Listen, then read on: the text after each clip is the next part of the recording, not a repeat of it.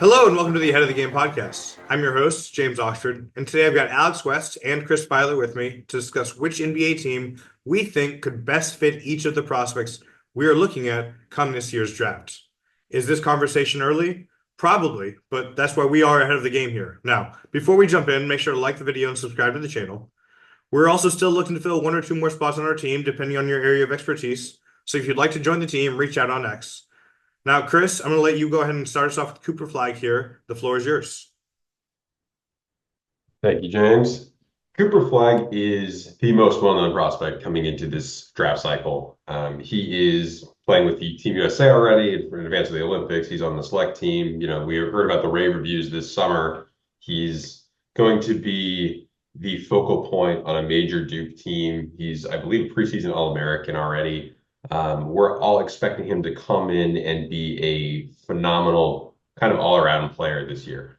The real strength of Flagg, as many of us have heard and scouted and watched over the last couple of years now, is that he's a defensive freak. Um, on our last podcast with Mike Gribanoff, we kind of addressed some of what we're seeing when we watch Flagg. And one thing that I mentioned on the last podcast is that he's got kind of that Triple J, Evan Mobley, Chet Holmgren kind of defensive brain. Mike Gribanoff likened him defensively to like an Anthony Davis kind of prospect. The the thing that I'm really looking for this year is he doesn't have those measurables physically. Like he's listed right now at 6'8" with a 6'11" wingspan. Those are all guys with 7'5", 7'6" wingspans. So he's a defensive freak. He's got that kind of cerebral play style. He's a wonderful rim protector. He's able to kind of play all over the court. I've seen him guard on the perimeter well, but rim protection is his big skill. So I get that we're talking about that kind of defensive juggernaut. But my big question going into this season, what I'm looking for is what does that look like as the size scales up? What is this kind of player in a slightly smaller package than those like really generational defensive guys who have come in the last few years look like at the next level? I wonder if he is playing kind of maybe he's more of an Aaron Gordon style size player with that defensive IQ, that high level defensive IQ. I still think that's all defense in my book.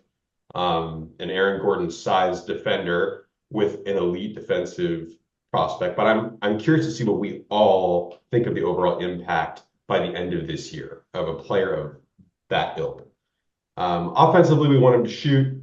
He's made significant progress on that front over the last year. I think we're all hopeful he can space the floor. He's a good passer. He's got good touch in the mid range, and when getting contact around the rim, he's got that nice mid range jump shot where he just seemingly stays in the air forever when he hits contact, and he's fantastic at that. He doesn't hijack the offense. I think he's just going to be able to score in the flow, and he's this elite Spider-Man of a defender and hopefully a developing offensive player. So what do you guys think about that as far as prospect overview? Yeah, I really think a lot of the points you've made there, Chris, are spot on about Flagg. I think the positionality is the question. We're going to see him play a lot of the four this year at Duke. And then that kind of like segues into my concern. And this has really nothing to do with Flagg. My concern is how often are we going to see situations that Flagg's going to see at the next level while playing at Duke? I don't know, like the style of college, everybody who's been kind of in this game and like there's this sort of jarring difference between like the flow of an NBA game and the isolation and the spacing and all these kinds of things versus when it gets jammed up in college. And I mean, sometimes you watch, like, especially at Cameron, the floor can look this big. It can look like it's in a box. And a lot of times that doesn't play to the strengths of what we've seen for Flagg is this high IQ guy who's moving weak side, who's impacting the game by tipping passes or blocking shots or doing those things. And I do wonder how much of that we're going to get to see and how much of it's going to be left to what we've seen with Team USA or what we've seen in other places, the extrapolation of, I think one of the biggest successes that Flagg has is his ability to defend in space. But, how much of that are we going to get to see? And so I think really that's going to be a big focus is you're going to have to zero in on the specific things you see from him here and there, as opposed to like you're not going to get to see that full flow impact that we want to see at the next level. And so I really think early on, that's the big focus for Flagg is just, let's pick our spots and see where we can see these successes, because what he does do is just impact the game in space, and with a shot blocking in particular. And so I don't know, like play the 4, play the 5. I think ultimately we're going to get to a situation where he's going to be playing a 4. Because of exactly what you highlighted. This is a guy who's not huge, but he does impact the game really well. And so, James, I want to throw this over to you because this leads into like the next question is where does a Cooper Flagg end up in a situation that, highlights what he does really well? Right. And all of those things were going through my head as I was thinking, what is the best fit for Flagg? Because there's a lot of different directions you can go as far as that conversation. The big thing to me was the measurables don't reflect a center's measurables, as we said, but also the defensive impact does. So I was thinking, is there a place where maybe he can play the 5 and make that impact at the 5, but they can cover for some of the maybe things that he may be struggling with playing the 5 in terms of build and whatnot. I don't know if I came to a perfect conclusion, but the team I'm going to throw out there for our first conversation for Cooper Flagg is going to be the Detroit Pistons. So I think that we have a defensive stud in Asar Thompson next to him who can kind of make up for some of the rebounding concerns that might be there. He rebounds almost, I don't know the per minute average on centers, but I assume his rebounding per minute average is probably pretty similar to most centers in the league right now. So we're already covering the rebounding issue there. Now the size issue is going to be a concern. You have people like Joel Embiid. He's never going to be able to, I think, physically handle a Joel Embiid. So those matchups are, of course, a problem. And you do need other options on your roster where Cooper would need to slide to the 4. But as far as the first team I'm going to throw out, I think he would be a great option spreading the floor for Cade Cunningham, who has just been dying for some floor spacing out there. I'm pretty confident in Cooper Flagg's offensive game as far as shooting the ball and creating for himself, and kind of along with the passing that was mentioned earlier, he's going to be able to find other people who are moving off ball, which again, they do have Asar Thompson, great off ball mover. Ron Holland is another name I want to throw out there, Alex. I know you've been super high on him, and I think just the more I've kind of watched what he was doing last year and what he could do in the NBA, I'm becoming more and more of a fan, I think. So I do kind of have him penciled as a foundational player. I don't know if that's a controversial take. He was taken pretty high, but it was also a weak draft, you could say. So, I wouldn't say that everybody picked in the top 10 as a foundational player from last year's draft necessarily, but I think it's fair to say that about him. Chris, where's your thoughts about Cooper Flagg and the Pistons? That's interesting. That wasn't one of the teams that jumped out at me. Just for the record, Asar Thompson is an 80th percentile rebounder on offense and defense, so that's a pretty good shout. I think that's interesting. I liked the fit next to Duren because Duren has struggled so much defensively so far. That's kind of the weak spot in his game at this point. And I like that Cooper Flagg fit next to him. That's a lot of athleticism for Cade to be lobbing up to between those two guys as well. You theoretically always have a really nice rim runner or dunker spot guy. And I like the idea of Flagg being on a team where he's got a lob threat at the center position because he is a good passer interior. I like that kind of idea. He's a good putback guy. Again, that's two of them on the same team. I like doubling down on the strength like that. So that's interesting. It's not one of the teams that I had listed here, but I think that's a lot of fun. What do you think, Alex? I think we talked about this in pre-show a little bit. I don't think you're going to say a lot of teams are going to be super, like if he ends up on the Nets. That's kind of a blank canvas. I mean, yeah, is that going to be good for him? I don't know. It's going to be good for the Nets to find a foundational piece early on. I really think there are a lot of questions about, like, there are teams in transition this year that are really trying to find themselves. And I think as we go forward, we're going to get answers to this. I think it would be really cool for him to get to play a LaMelo Ball. That'd be fun. Is Charlotte a little too good to land the number 1 pick? Yeah, probably. They're going to be a little frisky, I think.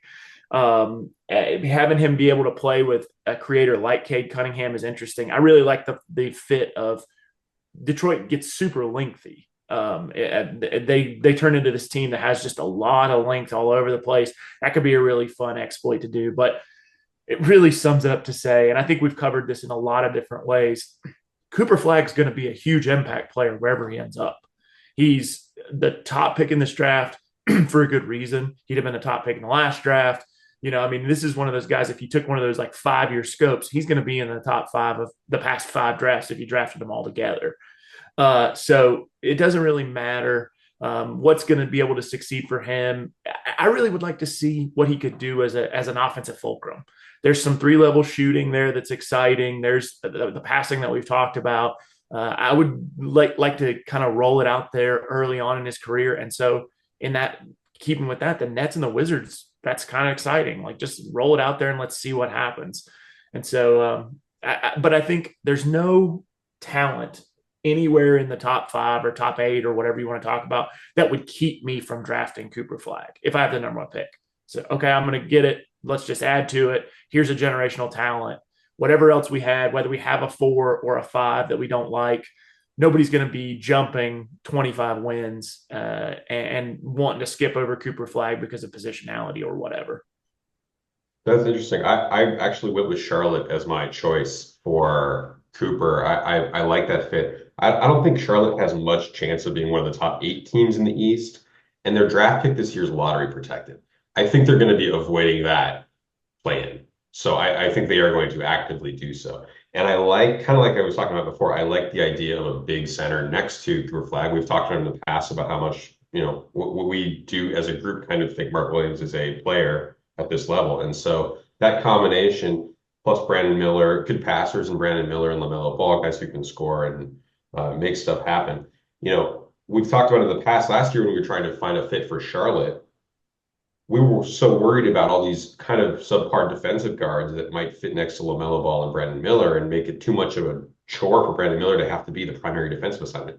Well, suddenly with Mark Williams and Cooper Flagg, you're not super worried about the defense on the perimeter because maybe it's just Cooper Flagg in that role. Maybe he's taking the big wings.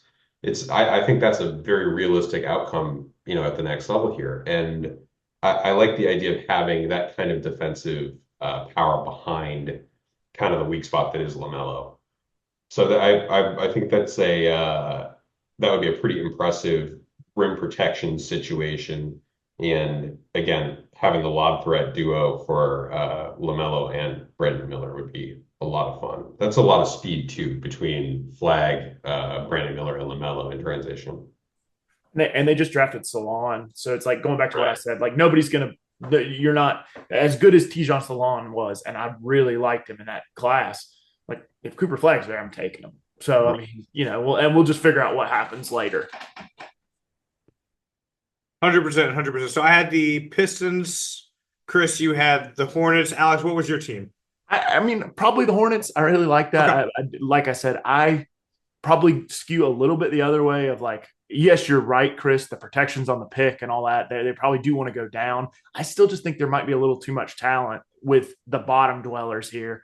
They'd have to jump in the lottery rankings, but I think that'd be a really fun fit. Well, we've got some pretty flat draft odds these days. I mean, like, through pick number 7, I mean, it's a 12-ish% difference. I mean, there's some range here these days.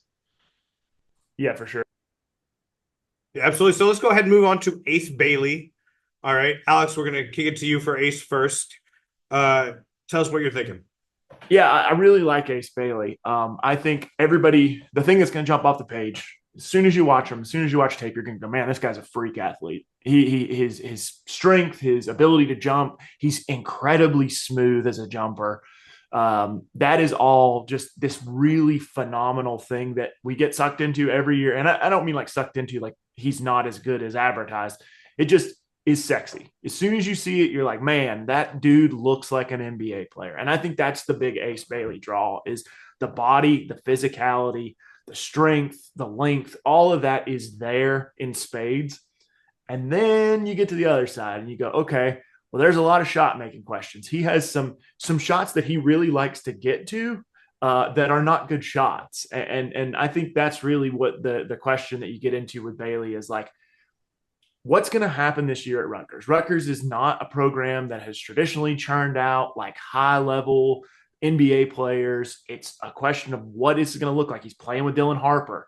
Um, what are they going to try to get him into? And like, it's a little bit of the Ron Holland thing writ small is like, how much of a box are they going to put Ace Bailey in to make him a productive player? And I think really that's the big question for him is what is his box where he can do all the really awesome Ace Bailey things, but then he can also be limited to shot selection and his ability to impact the game with the ball in his hands and how, one of my concerns, and we can talk about this with you guys, is the ball gets a little stuckish. Like when it comes to him and just kind of ends up there. And we know this possession's about to end because Ace Bailey's got the ball.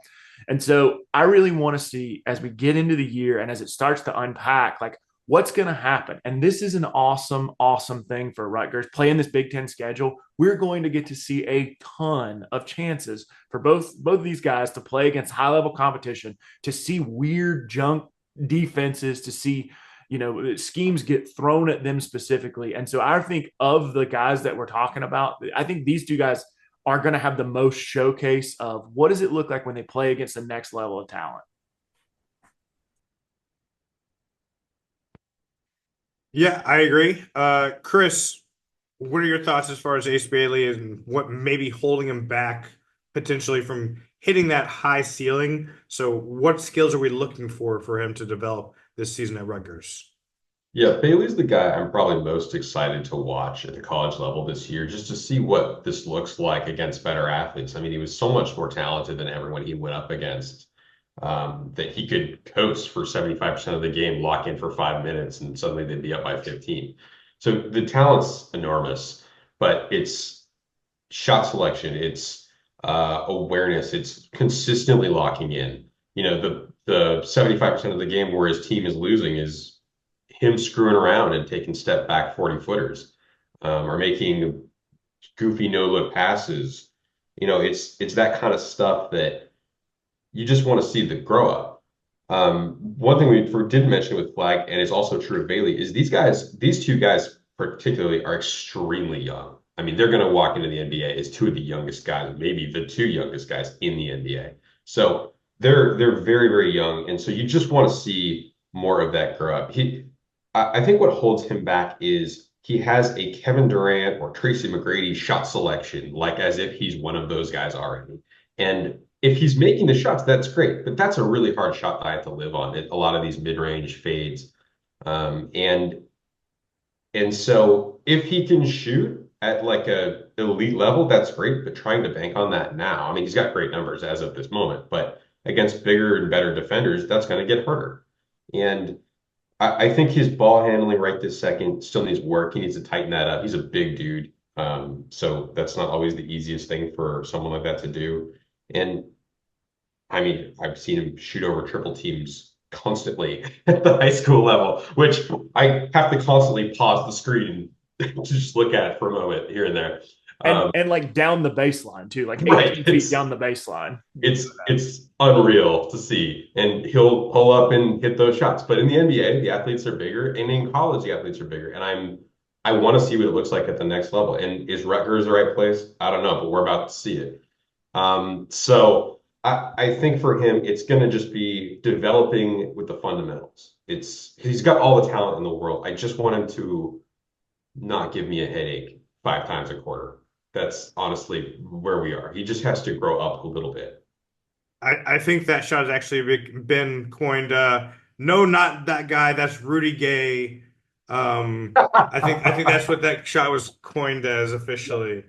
So yeah, Ace specializes in those shots. What I'm looking for at Rutgers is like, how much are they going to put the ball in his hands and let him actually like, let's see if he can beat T-Mac, Like that's obviously like to me like the highest ceiling like outcome, obviously without the back spasms, but the highest ceiling outcome like prime T-Mac, which is obviously a championship level player in my opinion. I don't care that he didn't get out of the first round. That's meaningless. We're looking at the player and I want to see can he be that. I have doubts, but I definitely see that to me as like a man. If everything goes right, that's where he's at. So to me, does Rutgers give him the opportunity to do that type of stuff? Or is it Dylan Harper with the ball, which I like Harper a lot too, but there's maybe other things I'd like to see from him at Rutgers. And we'll get into that later, of course. But does he have the opportunity? And if he does get the opportunity, does he capitalize on it to be kind of that point forward type, really dangerous player where you can justify taking him top two, three, and a really, really strong class is looking like? One last thing that I want to mention is I think you're right about that, James. I also want to have a better feel for his defense by the end of this season. I mean, he just wasn't in a situation in high school where I feel like I have a great handle on it. I mean, he was playing center for McEachern the whole season, and he's not good at that. Like he's not a rim protector right now. I mean, he's got none of those instincts at this point. He's big and athletic, but he's never boxing out. He's never rotating over to block shots. It almost never happens. He gets blocks through sheer athleticism sometimes, but it's not an awareness thing. Um, and so in some of the higher profile games, he was playing at like on the wing, guarding on the perimeter, and he's athletic, surely and athletic enough. But I want to feel like I have a better handle on the defense soon. Yeah, they have to play Alabama in a tournament this early in this year. I think it's like Thanksgiving weekendish. That's going to be a really big question. Like, what does he do? What does he impact? How does he play against Nate Oates' team, high level players? That's one I've got really circled on the calendar. Is like, man, Rutgers has just popped up with these two guys on the schedule, but they have a lot of great games, and we're going to get to see a lot of what Ace Bailey can do. But yeah, Chris, like you hit it nail on the head. Is what's he going to do? Like, what is the defense? What does it do? Like, does he lock in? Because that is something he's very clearly not done ever. And he hasn't had to. And so the question with these guys is as the skill level progresses, how much can you lock in? What does he do? I think that's my biggest question is like, what defensively? Is he going to be a guy you're going to have to hide? He shouldn't be physically with what he's doing. But is he a guy teams are going to attack? You would probably not at the collegiate level, but if he doesn't improve on his ability to, like absorb contact in his chest and, not get picked on and all those kinds of things, I think, he may start out being a guy you're going to have to hide somewhere and then let him work his way into it. But I'd like to see that. I think this year is a big developmental year for him because it's such a huge step up and he's going to play a lot of really big games. Well, and that's a really great point, by the way. He hasn't had to. He has been so good that he has not had to lock in and play the high level defense. So maybe that's it. Maybe he's just really young and he's so good that it hasn't mattered. So in college, that won't be the case because no one is so capable of that except maybe like freshman Anthony Davis, like Pete, when he was coming in and just wrecking at Kentucky. But he hasn't had to. So that's really the development I want to see at the next level. I think that the discipline is what I'm looking for because he obviously was chasing blocks and stuff, which as a center, sometimes you feel like, oh, I got to go block shots. Sometimes, and he's not going to be playing center, obviously, anymore. But sometimes you have to realize the center shouldn't always be chasing the block. That's the Hassan Whiteside, right? Like, we don't always want you to chase the block. Sometimes just you being there is the deterrence. And, I get it. He's not going to be a center, so to hold him to those standards is a little bit unrealistic. So I am eager to see what he does at Rutgers. Is the discipline to me. Is he disciplined as a defender? Athletically, he's going to have it. I think IQ wise, I don't have all that much issue with his IQ. I think he knows kind of how to read offensive players, in my opinion, like from what I've seen. But I get the concern just because, like you said, he hasn't really had to at a high level yet. So I do get the concern. Chris, what team did you think would be the best fit for Ace Bailey? I actually went with the Wizards. I think it's interesting to pick a team for him because I'd like to have a team where there are more vets than this because of what we've just been talking about with some of the maturity stuff. And again, maybe it's not maturity, maybe he just hasn't had a try. But for it so far, it seems like it's choices. So I'd like to have more vets than this, but as we previously talked about, the Wizards are starting from scratch this year. There's some remaining vets on the team, but this thing long term is about Sarr and Koulibaly and Carrington and whatever other young guys come along over the next few drafts. While I think all those guys can be good players, I'm not expecting any of them to ever be like a primary scorer for a successful NBA team. Carrington shot a lot in summer league, but I have no confidence that he's going to be like a high level NBA scorer as of this moment. I liked him a lot as a prospect, but we'll see. Hello, Hayes Bailey. Let's put him in a spot where he isn't relied on to be the primary defender, some rim protection behind him long term, some shooting around him. There's lots of these guys can shoot on this Wizards young team. I mean, let's. I think the Wizards front office is probably hoping a lot of that talent is already on the roster and will be for a while. I mean, on defense, you have Koulibaly already and Kaishan George defending bigger wings as prospects. I think Wizards are hoping that's what those guys are. Koulibaly or Carrington chasing scary guards on the perimeter, Sarr manning the paint. On offense, you're hoping Carrington brings punch. Maybe George could complement Kispert as a shooter. Who should hopefully be resigned soon, by the way. He's an expiring. They should bring him back for sure. But if these guys have decent or even average development, you have some good bones to build around, and they'll be picking at the top of the draft for at least the next couple of years, whether or not these guys work out, I think. But they need a big scorer. They need a go-to guy who can get buckets and an elite offensive player, and maybe that's Ace. Yeah, I think first of all, you stole my pick, and I was hoping to like swoop in and be like, "Oh, the Wizards, that's a cool pick." And then you Alex, you have to pick a different team than me on one of these. Well, what am I gonna do? I was hoping he'd throw it to me so I could say the Wizards. But yeah, I think that's really the thing is like the Wizards pieces. There's an Ace Bailey sized hole in this Wizards offense. Like I don't really know. I think Sarr, we have talked at length about what Alex Sarr is and what he's going to be. And I think that the question mark, the summer league situation just made that question mark grow and grow. And we really don't know. But to me, when you look at this Wizards roster, you've got a big gap for the number one option. You got some guys who are decent. You got Bub Carrington, who's going to shoot a lot. You've got Alex Sarr, who can develop into something. You've got Koulibaly, who's a little bit of a glue, like a high level glue guy, kind of the go between.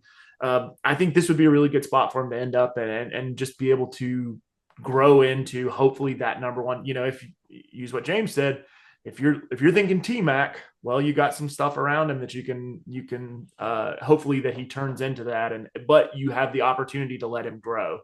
I think the Wizards have a lot of guys this year, not a problem down the line, that I don't want playing with Ace Bailey.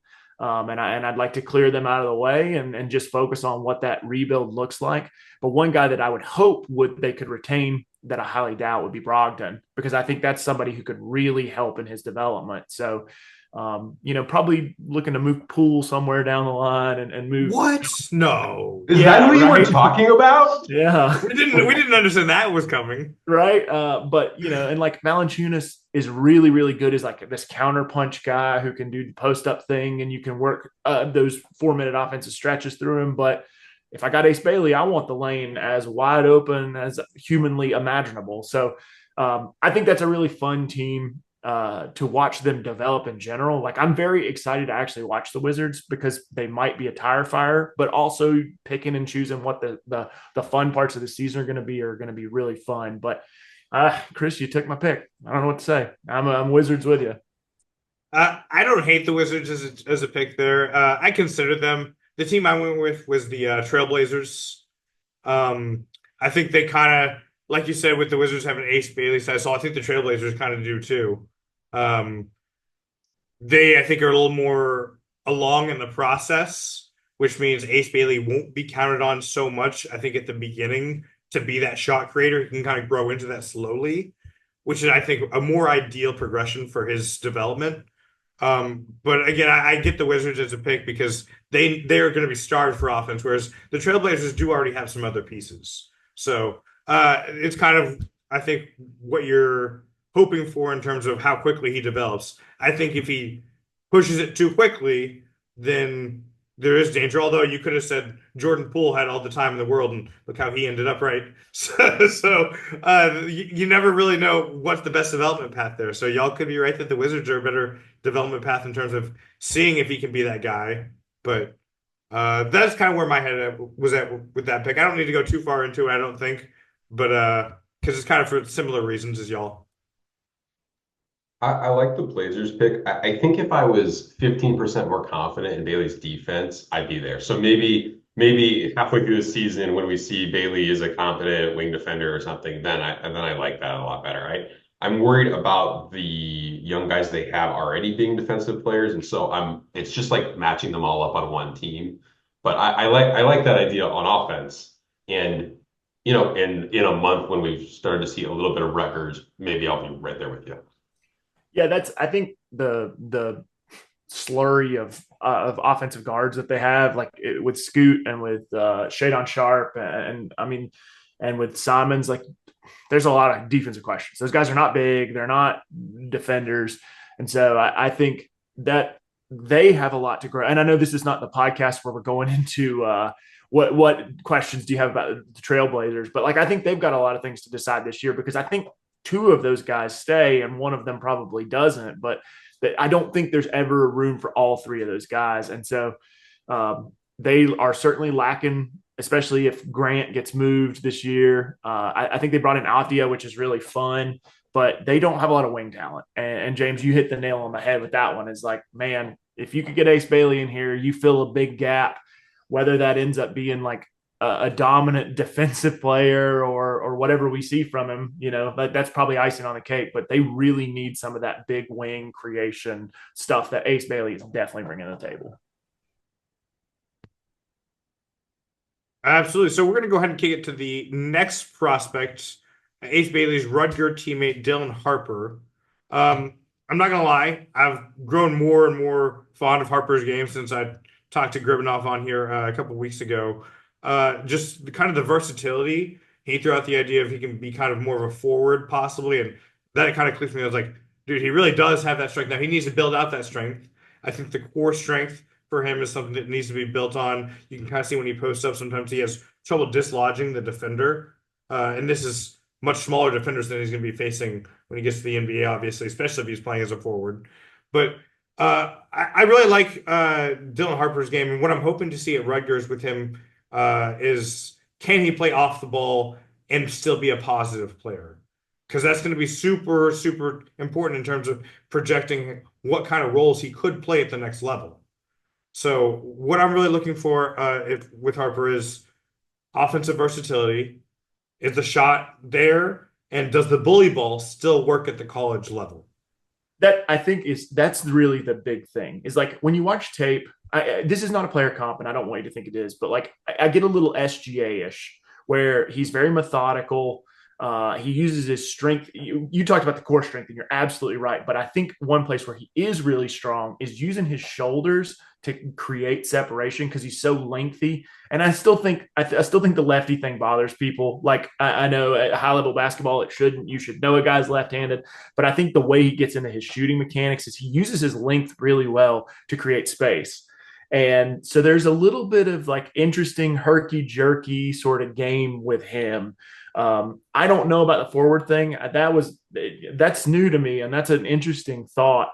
I don't really love how he runs the offenses that we've seen. I feel like he's getting his shot and then also is a passer, and like sort of as a thought, like a afterthought in what he's trying to achieve. Is like, okay, well, if I don't get my shot, like it kind of made me think of the year of RJ Barrett, where it was like RJ Barrett could do a lot of things when he had the ball, and then he was kind of an afterthought passer. It was like, oh, well, if I have to get out of this situation, this is what I do, as opposed to being a creator. But I am really, really excited about the shooting. I think that there's some really exciting stuff there. And his ability to use length and strength, I think he's functionally a lot stronger and a lot more adept at like absorbing contact and doing things that are going to be necessary at an NBA level. That is really something that I'm excited about when it comes to what he can do. And then like I said, I think there are some questions. He's probably not a high level NBA athlete. I mean, I don't think anybody's going to be out here saying he's blowing you up on the charts with the measurables and all this kind of stuff. So I think the big question, and James, you brought this point like really well, is okay, now what? What does he do when he's off the ball? Can he do something? Can he end up in a situation where there's already a primary creator? Because if that's the case, the avenues to being a successful NBA player just completely open up for him. But if he's a guy who can only play on the ball, which thus far is what it has looked like, not necessarily meaning that's where it's going to stay, but that has been what it's looked like in the tape that we've seen of him. that definitely closes off like some avenues to, if you get stuck on team A or team B, like can you be that secondary creator, or can you be that kind of Brandon Miller second side action guy? So yeah, I think that's a really great question. Yeah, with Harper, I think I'm a little low on him right now. So when I was preparing for this exercise, for each of these guys, I have a little notation next to their name in my notes where I have like my predicted range. And I did that so we could pick teams, like realistic teams. For Harper, I had him up to two. I'd be surprised if he goes one, but I had the low end on him, like end of the lottery. And I think that's because I'm worried about what is the thing that he's doing that is actually elite. And I'm not sure there is something, because I agree with Alex that I don't think he's going to be some phenomenal athlete at the NBA level. I don't even know that he's going to be strong for college, but I don't even know that he's going to be a great athlete at college this upcoming season. And we haven't seen the off-ball thing. He only shot 43s in his high school season last year. I think the shooting comes along, so I'm not super worried about that because the numbers aren't bad. But I'm worried that he's not an elite passer. I don't know if he's going to be able to run his own offense at the NBA level. I'm worried about the off-ball thing. I think he's strong. I don't know that he gets to the rim all that easily due to the lack of speed.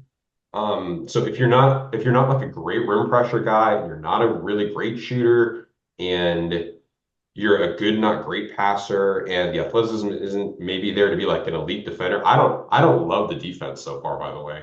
I'm worried that he's kind of a jack of all trades and not all that great at any one thing at the NBA level. And so that's my concern right this second. I'm not freaked about it, but I'm getting like Evan Turner vibes a little bit.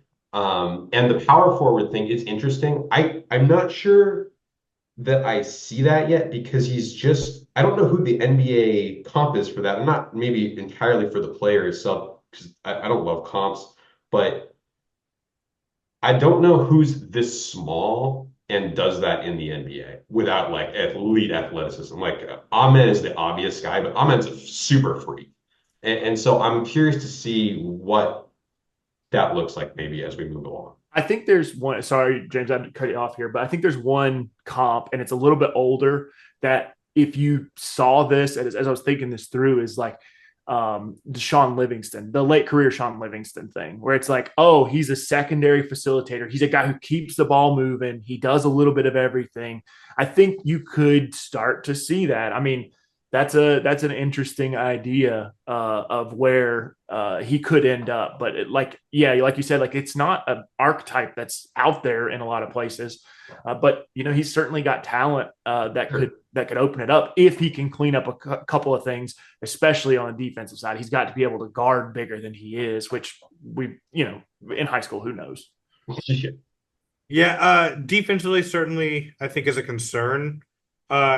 I think if the defense pans out, it becomes clear that it was just him playing in high school, so he didn't really try. And when he gets to Rutgers, he becomes a good defender. If that happens, I think a high level outcome for him could be something like a Alonzo Ball if the shooting is there. Again, that's the high upside of jack of all trades, right? Evan Turner's the low of jack of all trades. I think Lonzo Ball wasn't quick enough to get to the rim, didn't have that burst that you need to get to the rim consistently as a point guard. But as a secondary distributor, he's invaluable. There's no kind of, I think, limit you could put on in terms of what he can bring with the defense included. So the defense is super important. I 100% agree on that. If it's not there and you're a jack of all trades, like you're a jack of all trades on offense and you're not an outstanding defender, then it's a really tough sell. So yeah, I agree with you there. 100%. I like the Lonzo pick. That's kind of more interesting to me because Lonzo now I think Harper is a very good passer. I really do. I think he's a better passer than maybe I just let on. And so I want to clarify that. But I don't think he's a Lonzo passer, but I agree with you. I think that's a good shout. And for defense, something that's so important is functional strength. And Harper has that in spades. So it's very possible that he comes in and we're talking about him like he's Stephon Castle in a couple months on just maybe not from an instincts perspective, but from a physical perspective and maybe as kind of that kind of mold moving forward. So I like that a lot. Yeah, so I'll go ahead and throw out my team. Or actually, no, Alex, I'll let you go first. That way, I'm stealing teams. Somebody's Don't going want to to steal steal it. teams. I want to go first. I never get to go first because There people you steal my team. go. I think the team that's most interesting to me for Harper to end up on is Toronto, and I think that's a team where this now. I got to say, you guys have changed my perspective a little bit in this conversation. That maybe there's a second avenue. This was when I was looking at him as a lead ball handler. I think Toronto's got some pieces they are really interested in figuring out what they do. They've got their guy in Scotty Barnes. But then they've got like Grady Dick, and then they've got RJ Barrett that they're trying out. I think Quickly's definitely a high level rotation player. What he ends up being is interesting. But what they don't really have is a guy who can take a little bit of that ball handling pressure off. They've got RJ Barrett, but that presents its own problem. I think putting him in here is something where he's got other guys he can bounce off of. He can play those secondary roles. He can come out and be a second side creator, and he can showcase his catch and shoot ability a little bit. And so I really like Toronto as a place for him to end up. And who really knows what they're going to end up trying to do? They've got some trade pieces that they may try to move off midseason, like Bruce Brown. So they might rise in the rankings as we get closer to the lottery. Toronto is super interesting to me because him next to Scotty, like that's two kind of almost jumbo. I know he's not jumbo like Scotty, but if you're thinking of him as if putting him in the point guard slot, that's some size and heft to your ball handlers, which could certainly create some problems for some teams that maybe are counting on some slider, still good defenders, but slider builds. Suddenly they're like, man, where are good defenders going if they're not guarding those guys, and who is guarding those guys? So that's an interesting point. I don't hate it, I think it's an interesting fit. I was thinking more secondary ball handler. So the team I was going ahead with, and maybe I'm two players too late here, but the Hornets. I think that kind of they have already some size, some ball handlers, some other guys that kind of are maybe jack of all trades types. LaMelo needs to obviously improve defensively. So if Harper's not a good defensive player, then this may just be a disastrous pick by me. but counting on Harper being at least a passable defender, if not better than that, just because I do think the IQ, the strength is there. Obviously, his dad was held his own. We'll say his dad held his own for sure. I'm not too worried about the defense. So the Hornets is the team I was going for. I think putting him in an up-tempo system where he may not be the most athletic person out there, but he's a good enough passer to find those athletes in transition. And then he also leaks out a lot. I'll say that. Harper leaked out a lot when I was just looking at the FIBA film even. He was leaking out quite a bit in that, which is interesting because you're like, well, some games he could afford to leak out because they're up 30, it didn't matter. And some games they were actually in competitive games there. So his defense did matter in those clips. I think the Charlotte thing is interesting because it introduces this question, and you guys have hit on this, right? Is like, what position does he play? Like Brandon Miller, I think one of the things we saw from Brandon Miller last year was the ability to, in spurts, be an offensive leader, a guy who initiates, who does some things.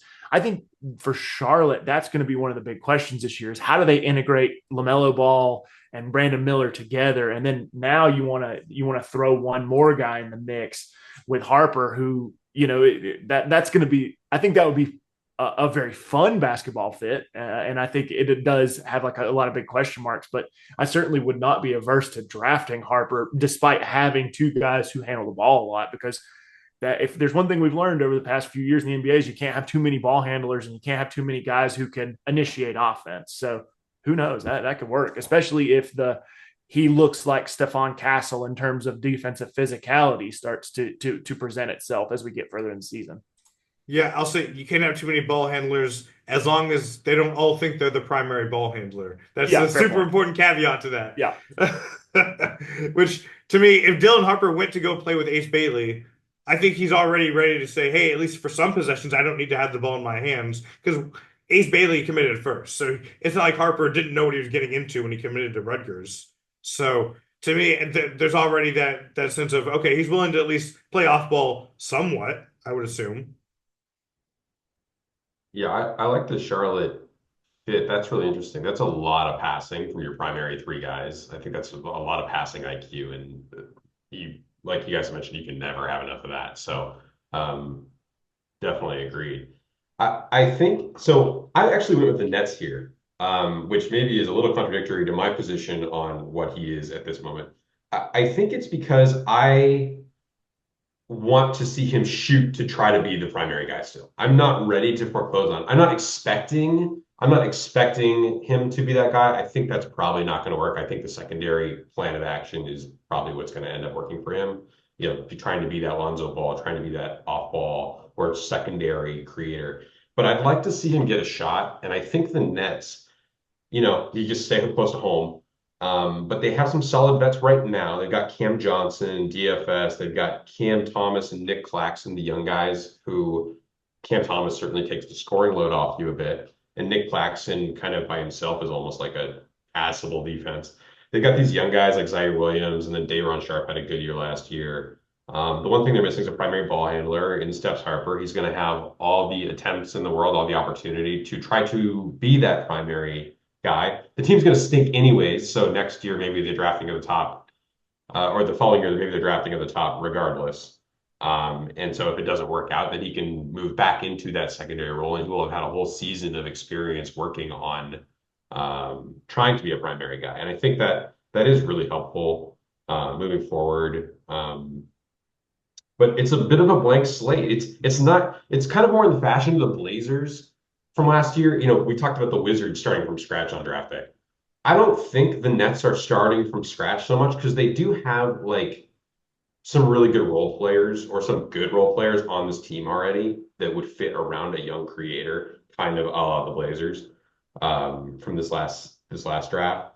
But it's certainly a BPA slot for the Nets, and they can just take whoever they think can be the next star. And I'd like to see Harper at least shoot for it before maybe inevitably he resigns himself to being a secondary kind of guy. I think that 1 year of development with more on-ball creation opportunity could be good for him. I get that logic. Why not take the shot first, especially if we're talking about best fit for him? If he is able to be that primary, that's obviously better for his career earnings. Although if you're a successful secondary, your earnings are probably going to be the exact same anyways in today's NBA. So let's go ahead and move on to someone who I'm really enamored with, although I'll let Alex take the floor with him first since he's obsessed with people not stealing his thunder. Nolan Traore. Alex, go ahead and tell us what you're thinking about Nolan. Traore's a really interesting prospect to me. He's not his size is the big question. I think that's what we're going to talk about a lot, is just like his size and functional athleticism this year.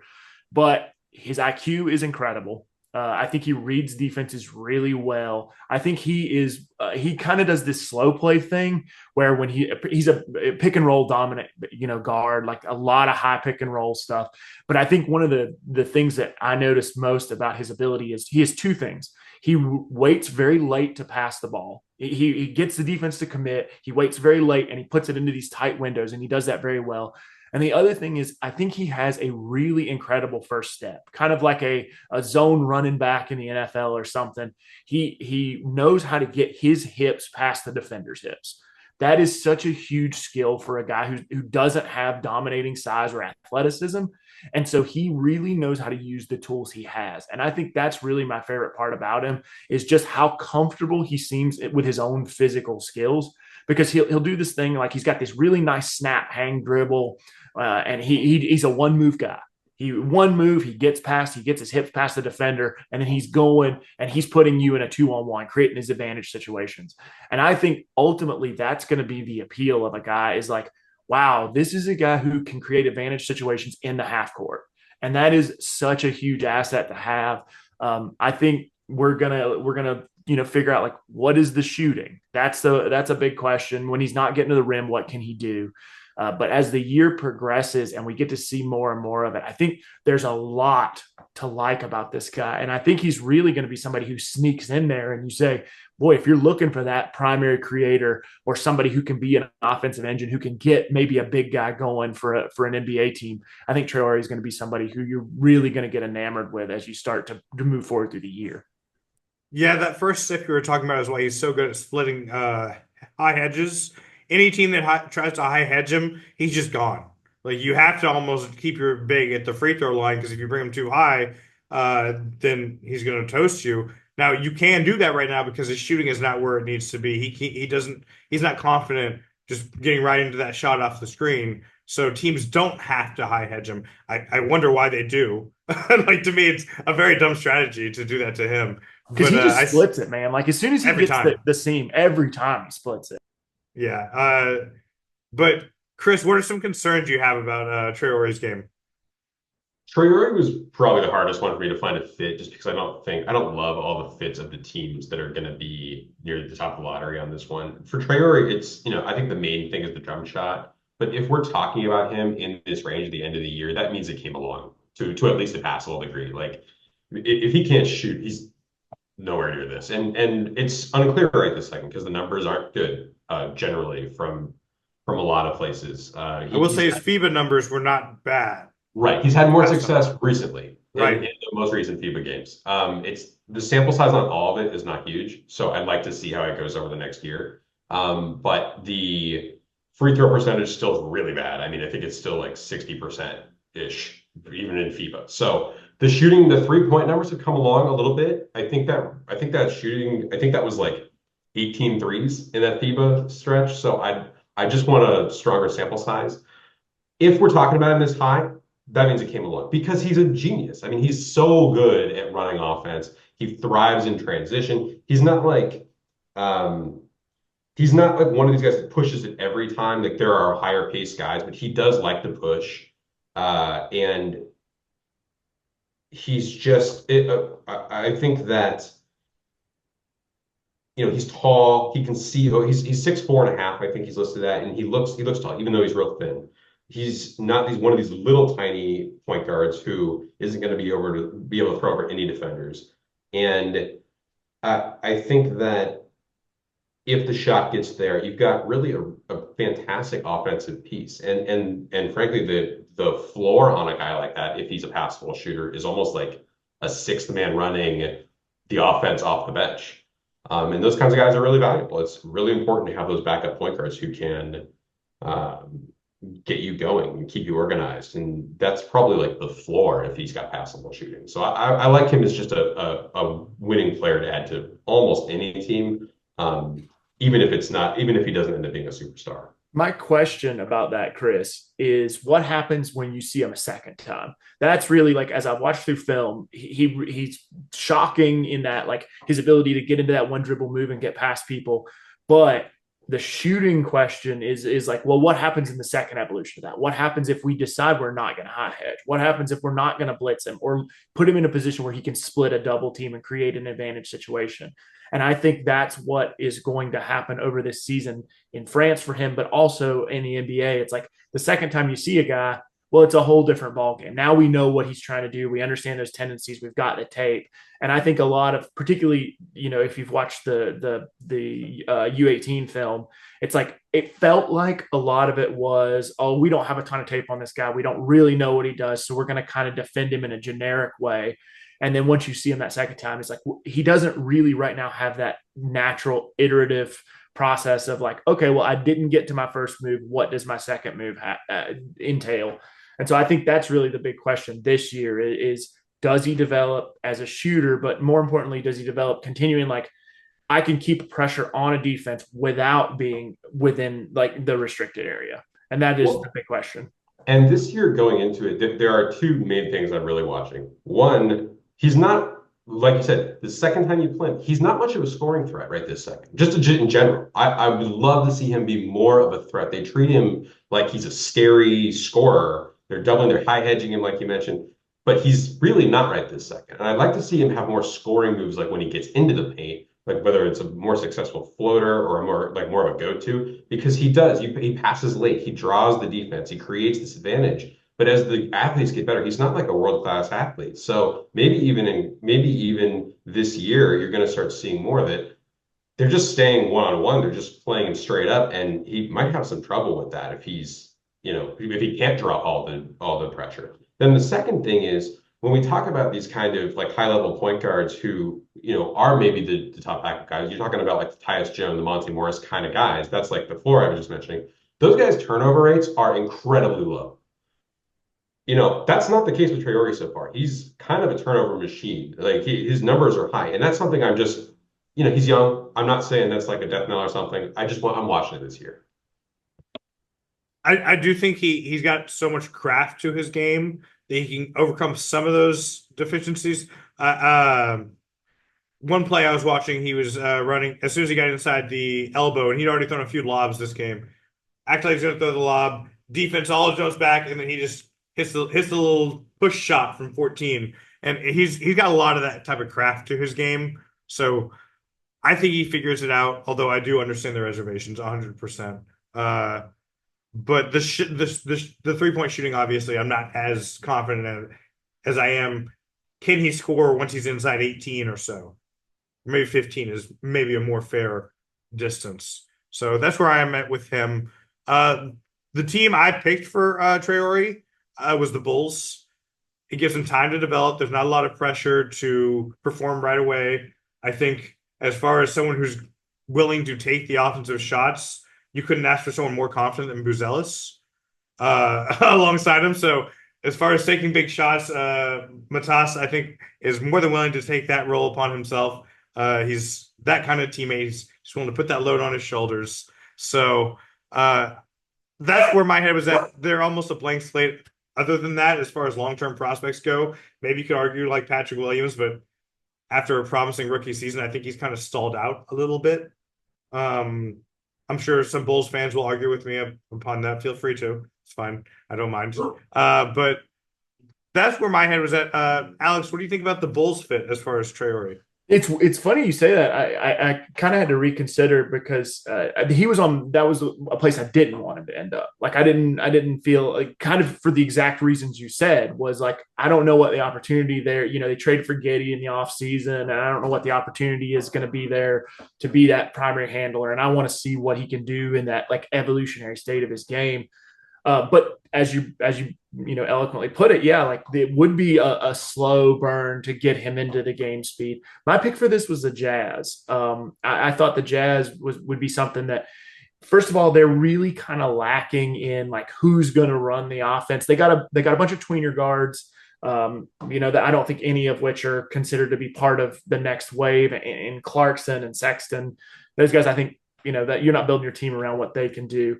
And they don't. I don't know really how their offense is going to look around Markkanen and Walker Kessler, and I think Keontae George really came on last year. He was really fun to watch, but not as not a guy who's going to be running your offense. And so I think for Traore, finding a place where he slots in, and now he's got the tools around him. Now he's got guys who can make shots. Now he's got a Cody Williams and a Filipowski and all these kind of like toys to play with.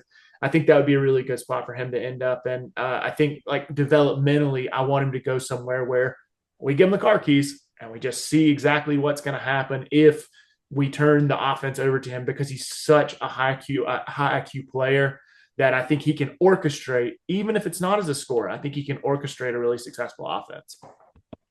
The Jazz were my second team, for the record, for Traore. Chris, who do you have for him?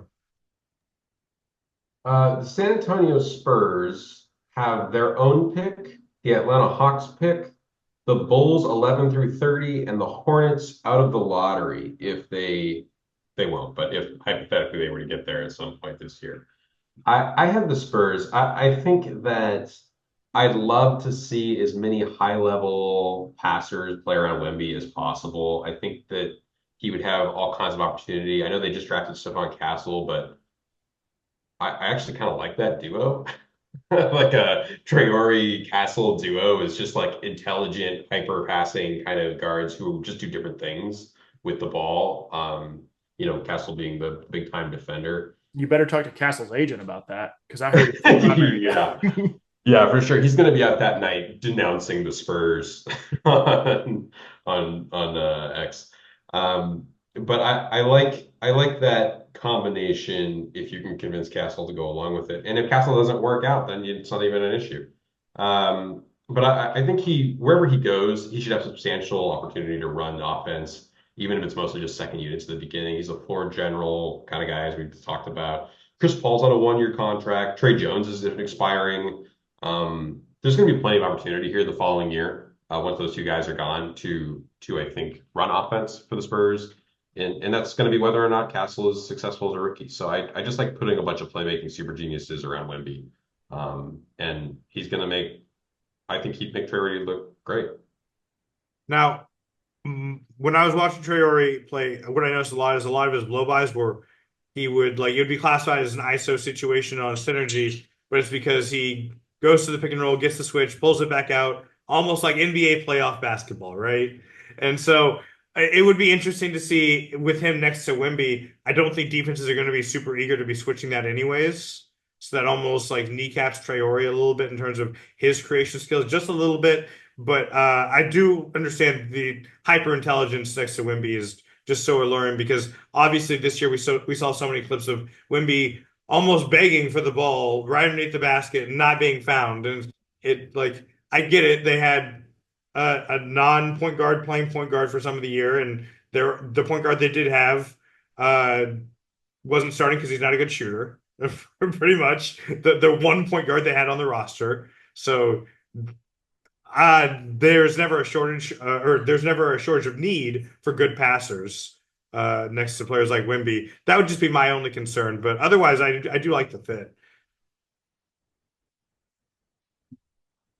So let's go ahead and move on to VJ Edgecombe. Chris, I know you've been super high on Edgecombe as a prospect.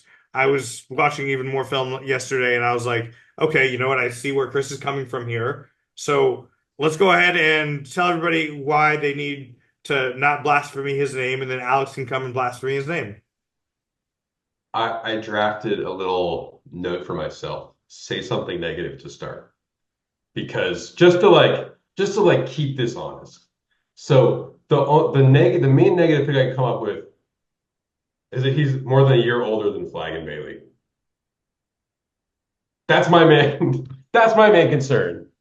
No. Okay, I'll be real. Um, I say that first because I think it's important for me to say something negative because by the end of this season, you guys are gonna hate him and you're gonna hate me because I'm gonna never shut up about this guy. I'm so excited. I'm blown away every time I watch him. I sat down to watch some Donnie Freeman tape the other day, and I wasn't paying attention in the game. The first game that came up was Lehigh, where Edgecombe was playing. And by the end of the first quarter, I'm not even watching Edgecombe. By the end of the first quarter, I'm walking around my office with my head on my hands and all the freaky stuff he's doing, and he doesn't even have the ball. So I just think I'm blown away every time. He isn't a perfect prospect by any means. He's got actual criticisms that I would bring up. I mean, he's right now he's a standstill 3-point shooter. While the numbers are good, he's open virtually every time. They don't want him to drive past. They don't want Edgecombe driving past him. But I think the shot comes along. There's no movement shooting indicators at all right this second. So I think you're drafting him knowing that he's never going to be or he's probably not going to be a really great shooter ever. But he had good numbers in high school. He gets up high on the shots when he gets into the mid range. He's such an athlete. I mean, I don't think his mid range jump shots ever getting blocked. He in the Bahamas games was creating space against bigger, more veteran guys really easily. But the main criticisms are the jump shot, just because we gotta see it at a higher level against more consistent defenses locked in.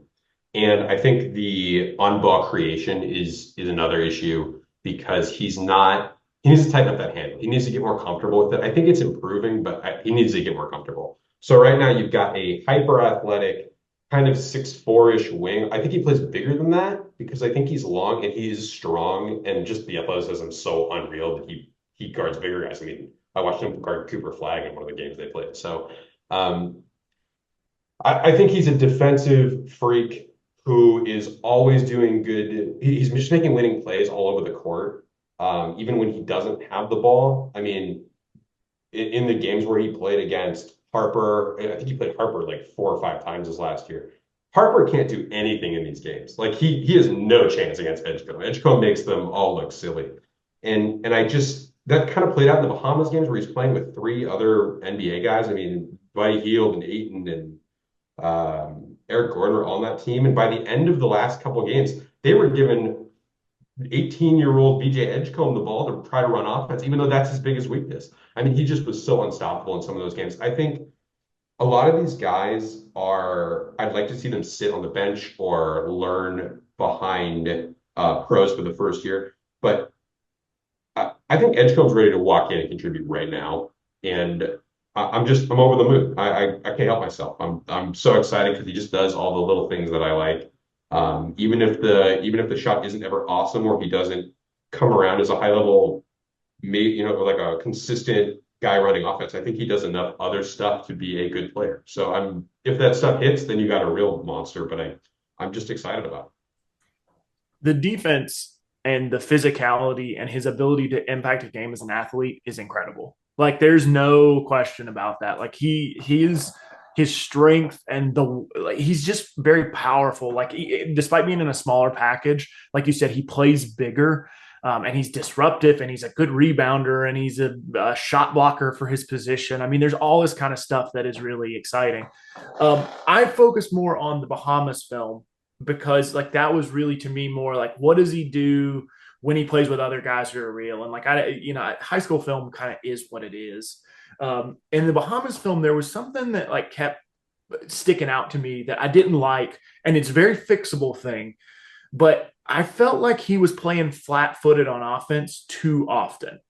And that is really the big thing that I want to see coming out of him in the next couple of months is what happens, because it felt like as he progressed through it, he got a little bit better about this. But early on, he was the young guy. He was playing with Buddy Hield ran a lot of their offense, and he's playing with Hield and Gordon, and so he was kind of that like swing on the reverse side guy. Well, when that happened, there are a lot of times if you go and watch the film where he catches it flat-footed and he shoots, and he catches it flat-footed and he shoots.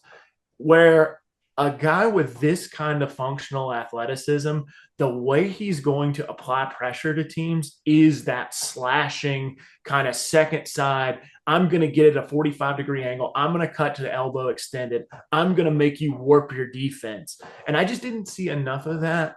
And I hope that's a comfortability thing. Like, again, young guy coming in playing for his national team, a good national team too. I mean, a team that had a lot of talent. And I think as he progresses, that really is a big question. Is like, can you leverage all the things that you leverage defensively? Can you leverage those offensively to be a player that can impact a game as this smooth, strong, explosive athlete that you are? And that's I think the big thing. And then the other thing is, I didn't love the shot selection. I think he gets a little shot happy sometimes. I think he predetermines when he's going to shoot. Like, kind of like after that first move, he's already, I'm going to go into my shot. I'd like to see a little bit more flexibility when he decides, he's jammed up. But that's one of those things that we have, talked about through this whole podcast is guys who are that big, guys who are that strong at a high school level, you just go through it. You decide you're going to shoot and you just shoot because you're so good, you rise above everything else. But to me, that's the big thing is like, I want to see him leverage all of these gifts that he has on the offensive end and be just a menace to society. Cut at that corner angle, start applying that rim pressure, being able to jump and be as strong as he is. He doesn't get bumped off his spot. When he's in the air, he's incredible. It's like, he can't get bumped off where he wants to be. He gets where he wants to be. And so I just want to see a little bit more of that. I don't think that was a takedown either, James. I like Edgecombe a lot. I just don't like him as much as Chris does because nobody does. I don't think his mom likes him as much as Chris does. His mom's got nothing on me for sure. Yeah, I agree with a lot of what y'all said. I have a little more confidence, I think, in his on-ball maybe potential than maybe y'all do. The team I came up with for his best fit was the Wizards. Y'all looked at, hey, they need Ace Bailey for their offense. I said, I'd rather give him Edgecombe. I think that Edgecombe for them would be just like the exact offensive spark they need. he's just going to get in there and run and run and run. And Sarr is capable of running. Uh, like they got guys that can run on their team. Koulibaly can run. He can get up tempo, although I don't know how, you know, their fit may not be as ideal as maybe the fit between Edgecombe and Sarr and Koulibaly. But that's where my head was at. Just they can get something really, really fun, up tempo, where he can have the ball in his hands. Because I do think he's going to be a guy that needs the ball in his hands to really maximize his impact. Now, maybe he doesn't pan out that way and he doesn't end up being successful in that. But if we're talking about giving him a chance to do that, I mean, you could argue the Nets because they're the blank canvas, right? But the Wizards, I think, already have some fun pieces in place that could be nice alongside of him and not put him on pretty much where if he's successful early on the Nets, I think it's almost like, man, he's going to see double teams every night. And while the Wizards don't have a ton of offensive talent, at least they have something there where I think there's other outlet valves for him. I don't think it would shock me if Edgecombe became the star out of this class. Like I just see there are so many pieces that can be put together. And I think that kind of goes like there are two different teams that I look at, the Nets being one of them. The Nets is like, well, you know what? If we end up with the fifth pick or we end up with a fourth pick and we don't get a shot at Cooper Flagg, who are we going to take who might be a franchise player? And I think, that is very, very in the wheelhouse for VJ Edgecombe. You could see him being a guy. I mean, this name gets thrown around a lot, but he does remind you of Dwayne Wade a little bit. Like there's a little bit of Dwayne Wade in there. And I know that's we don't want to make this player comps or whatever, but 5 years down the line, if VJ Edgecombe was a guy like, man, how did he end up fourth? Like I could see that happening. So the Nets, I think, are a good pick. And then also, if you really want to get into it, I think if this team ended up here, he could be fun with the Hornets because now he can play with these high level creators. You got Miller, you got Lonzo, and then you slot BJ Edgecombe in there and just let him do all the awesome things he does and let him play a little more off the ball and develop as a second side guy and attack the creases in the defense. I think that'd be really fun. Yeah, I think if you project him as that second side guy, that makes a lot of sense. And I didn't mean to cut you off there, Chris. My bad. Just want to throw that in that if you project him as that makes a lot of sense as a destination. Yeah, I had the Hornets as my second pick. I like that a lot as just someone who can. I mean, I just think he and Brandon Miller are a terrifying duo to deal with. So I like that a lot. The team that I went with was the Jazz, and I think for a lot of the similar reasons, I do think he's going to walk in and be a contributor right now. And I think Larry Markkinen would love to hear that. They have the primary scorer already in Markkinen, and then the rest of the team. I mean, Kessler is on the team for now. I like Kessler. He's like the really good defensive center, the rim protector that they already have. I know that he's been in trade talks, but the rest of the team is young, athletic, hyper athletic guys. I mean, they have Sexton and Clarkson that'll be still on the team for Edgecombe's rookie year, but after that, they're expiring, and there's all the opportunity in the world. And I'm not convinced he wouldn't just take one of their spots on day one. So then you've got Hendricks, Cody Williams, Filipowski, Collier, these are young, athletic, potential-filled guys. And if a couple of them work out around Edgecombe, I mean, you've got some serious athleticism kind of in the similar mold. I liked Cody Williams in the draft. I liked Taylor Hendricks in the draft. What a nightmare to have these guys buzzing around all the time around an already established, really high-level scorer like Markkinen. I think you might be on if that works out a little bit, I think you're on the way to having a fantastic scorer surrounded by quite a defensive core, quite a nice defensive core, all under a really good coach, who's I think been a good development guy over the last year. So I'm excited for that to be the fit. I agree with you, Alex, that in a couple of years he might be the guy that we're all looking around going, how did he go for? I don't know how confident I am in the on-ball stuff, but I think there's at least a solid chance that he's good at that. And so I'm just pumped to watch him this year.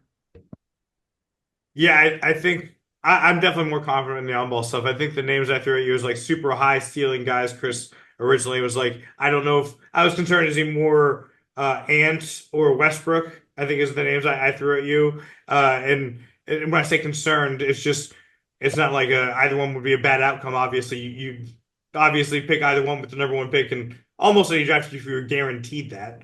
Uh, but Westbrook, I think, is if the shooting never becomes something he can really hit off the dribble, coming off pick and rolls, which is the concern, right? Does he absolutely need the ball and is able to have a weakness that the defense can exploit, kind of to where Westbrook was exploited at some certain parts of his career, I'll say. But yeah, I am super high on Edgecombe as well. I just think that there's a lot of ways he can succeed and not a lot of ways where he just becomes not a usable player. Yeah, agreed. And I think for the record, it's very important that I point this out now. I am the guy who's gushing about Edgecombe like crazy, but Russell Westbrook, Dwayne Wade, and Anthony Edwards were all comps made on this podcast, not by me. So I just want to point that out now. That's facts. That's He's facts. a fun guy. That's facts. He's saving his Michael Jordan comp for next pod. I don't feel bad about the Dwayne Wade comp either. Like, I mean, I don't want to say like he's going to be a Hall of Famer, but like that's kind of what Dwayne Wade was coming out of Marquette. So, but we're not talking about 50% outcomes here either. We're talking like ceiling 85th, 90th percentile outcomes. If we're talking 50th percentile outcomes, I think there's All-Star probably is 60th percentile. I don't think it's that far above his average outcome where he is an All-Star. Yeah, and I do think that's important when we're talking about outcomes, though. Yeah. Yeah, I think in this draft, where he goes is going to be more a function of how Ace Bailey and Dylan Harper and Traore do this year than PJ Edgecombe, because I feel a little more confident in like where Edgecombe is as a player. Like if by the end of the year Edgecombe has developed a little bit more with the jump shot and some of the off-ball stuff that Alex was describing, the cutting, and it is a little more advanced with his like primary playmaking. If he's contesting for the first pick with Cooper Flagg, I'm not going to be shocked. And if he goes 2, then when he's getting a little bit of first pick buzz, this is not going to be the surprise face. I mean, like I'm going to be right there, but I think the floor on him is still pretty high, and that's what makes me a little happier with him as a prospect. So does Ace is he better than Ace Bailey right now? Would I have him above Ace Bailey? I don't know. Ace is like incredible. Or Traore and Harper, I don't love the ceiling quite as much as this, and so I think I comfortably would have Edgecombe at 3 right this moment. But just of those 5 guys, but like those guys, if Harper has a monster season, I'm not gonna. That probably is more indicative of where Edgecombe goes in this draft than Edgecombe, just at this point. I think the thing about Edgecombe that is interesting or whatever is I think. It's not like the floor, I think, is higher. Like that's really the big deal of like, no matter what projected outcome, like 60th percentile or 85th percentile, like that's still a really good player. And I think with Ace Bailey, the shot IQ, the stuff where he could fall into some really bad habits, like that scares me a little more. Whereas I know what the floor, it kind of different, totally different dude, totally different way. But like this is kind of how I felt about Castle last year. Is like there's a floor here that's pretty damn functional. And like, so that's really what I see for Edgecombe. And like you said, like if he went 2, would not shock me at all. And if he went 5 and people were like, what just happened? How did this guy go 5? Also wouldn't shock me. Yeah. Awesome conversation, y'all. I know everyone's disappointed we didn't get to Rocco. That'll be next week. Really though, y'all, check out Rocco Zakarski. Didn't get many minutes to his game yesterday. I think only 6 minutes. But this dude's going to be someone we're talking about, I think, a lot in a few months. Grimnoff brought him up. But otherwise, it's been an excellent conversation with you. Alex, awesome to have you back. I know you took a break, and it was well-deserved. I did. And we're looking forward to your insights. Chris, you're a regular. I love to have you on every time. Let's go ahead and maybe reconvene in a week and talk about a few more guys, because this conversation, I thought, went splendidly. All right. Y'all have an excellent day.